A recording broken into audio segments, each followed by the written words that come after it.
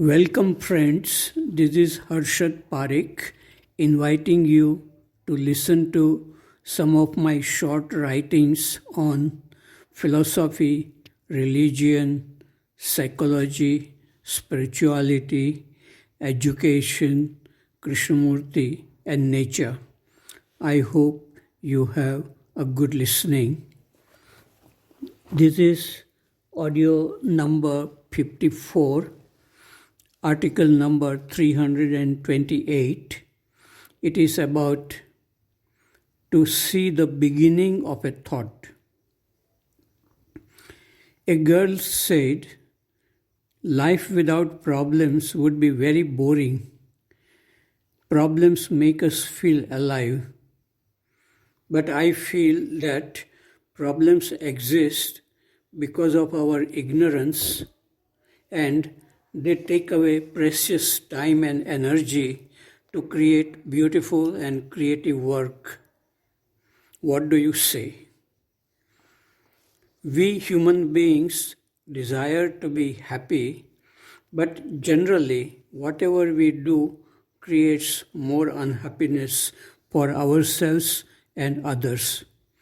This is because happiness does not come by getting this or that, by becoming this or that. Happiness is a byproduct of seeing things clearly as they are. This requires a silent awareness in which the causes of unhappiness are seen instantly, not gradually through intellectual analysis. Anger, fear, desire, and attachments are the causes of unhappiness. To see instantly means to see the beginning of a thought or feeling which leads to unhappiness. It is possible to see instantly and be free from thoughts and feelings which cause unhappiness. Then only it is possible to live happily and to create happiness around. Article number 329, it's about transformation. It is wonderful to walk near the lost lake every morning and meditate on the beauty of our earth. Cool breeze, birds singing, silvery eucalyptus trees, peaceful mind, and richness of living in freedom. This is Rishi Valley. One question Krishnamurti asked his audience was, "Why don't you change or transform?" One professor who had studied Krishnamurti's teachings for 30 years was honest in saying to Krishnamurti, "Sir, I have not moved or changed at all after 30 years." Krishnamurti said, "You have not moved because you have not stopped." The stopping means looking at oneself in silent awareness. It is easy to gather knowledge of Krishnamurti's teachings just like the way one gathers knowledge about science or history, geography, etc. Such knowledge does not change or transform oneself. On the contrary, such knowledge becomes an obstacle or burden. One has to see within oneself the truth of what is in silence. This silence may come only if one is really serious and honest in looking at oneself as one is. Generally, most people are not interested in looking at their own self. They are interested in knowing about others and giving opinions about others.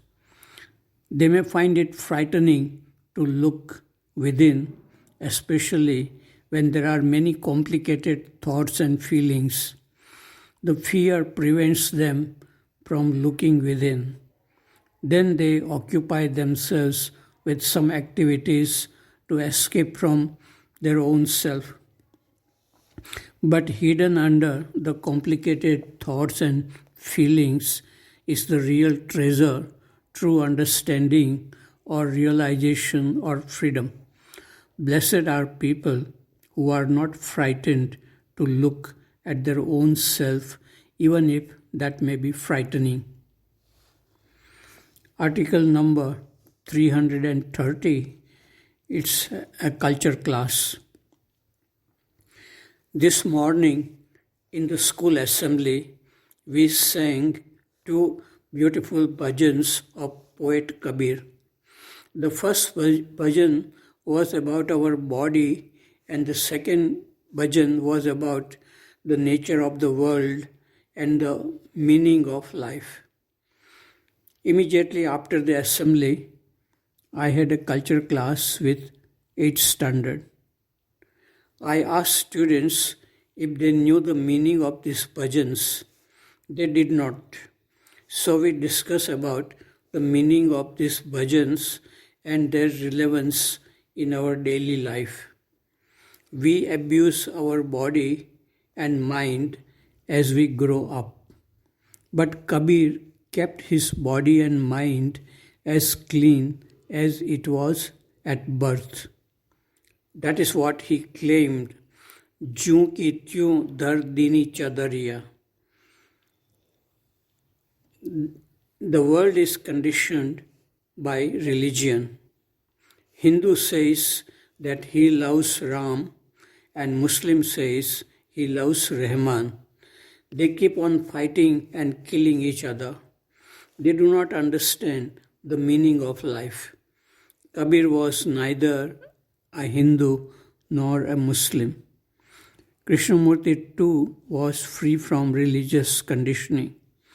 We are human beings and it is possible to be free from the religious and nationalistic conditioning if we give our full attention to the thinking process which creates so many problems in our life. Article number 331, it is seeing clearly is intelligence. Generally, we feel happy when somebody praises us, but our real nature or character is revealed when somebody says something unpleasant to us. If we react with anger, then it means that we are just living with pleasant images about ourselves. But if we can listen to criticism with a silent mind and are able to see clearly whether the criticism is true or false, that is intelligence. Intelligent people accept criticism if it is true and reject it if it is false. They live with effortless clarity which comes from love and freedom. Article number 332, it's about morning star. This morning at 5:30, when I came out from my room, the sky was clear blue and there was a cool breeze. I saw two bright planets high up in the sky. This reminded me of an old song, Gaya Andhera, Hua Ujala, Chamka Subha Ka Tara. It means the darkness is gone, light has come, the morning star is shining. Can our mind also shine throughout the day and at night? Article number 333, it's about illusion and freedom. The nature of illusion is such that it remains hidden. We may feel that we are free from all problems of psychological nature when our body and mind are in good health. Then something happens like losing property, relationship with a friend, losing good health of the body, etc. Then we begin to worry about our future, and many thoughts begin to invade our mind. Then we discover that we were really not free. It was illusion. True freedom is freedom from the self when the mind is at peace and in love without attachments and expectations, a state of silent awareness, seeing everything clearly, non-verbally, and functioning intelligently in our daily activities. Article number 334. It's about an old man. I see one old man every morning coming from a village to just sit outside the dining hall in Rishi Valley. Nobody talks with him, but he talks with himself. I do not know what he says in Telugu to himself, but I hear it as everybody is busy. He does nothing, but once in a while drives away a dog.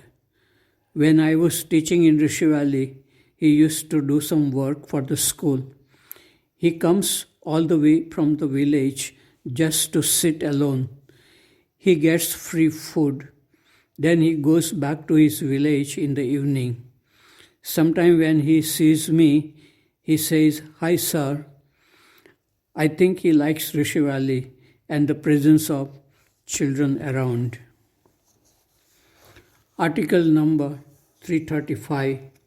It's about woman's beauty. Amrapali was the most beautiful woman and dancer in the time of Gautam Buddha. She was rich and King Bimbisar loved her, but she was not happy. She came to see Buddha. The Buddha spoke gently to Amrapali. Buddha said, "Beauty arises and passes away like all other phenomena. Fame and fortune are no different. Only the peace, love, joy, freedom that are the fruits of meditation bring true happiness." After Amrapali left, a question was asked to Buddha by his disciples about woman's beauty, whether it can be an obstacle to spiritual way of living. The Buddha said, "The true nature of all things transcends beauty and ugliness.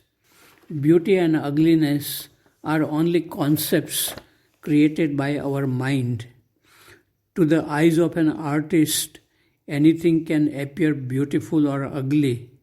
A river, a cloud, a leaf, a flower, a ray of sunshine, or a golden afternoon all possesses beauty. The golden bamboo growing nearby us is as beautiful, but perhaps no beauty has more capacity to distract a man's concentration than a woman's beauty. If one is obsessed with a woman's beauty, he can lose his way. When you have seen deeply and have attained the way, the beautiful may still appear beautiful and the ugly may still appear as ugly, but because you have attained liberation, you are not bound by either. When a liberated person looks at beauty, he can see that it is composed of many non-beautiful elements. Such a person understands the impermanent and empty nature of all things, including beauty and ugliness. Thus, he is neither mesmerized by beauty nor repulsed by ugliness. The only kind of beauty that does not fade and that does not cause suffering is a compassionate and liberated heart. Compassion is the ability to love unconditionally, demanding nothing in return. A liberated heart is unbound by conditions. A compassionate and liberated heart is true beauty. The peace and joy of that beauty is true peace and joy. This was taken from Thich Nathan's book, Biography of Buddha, The Old Path and White Clouds.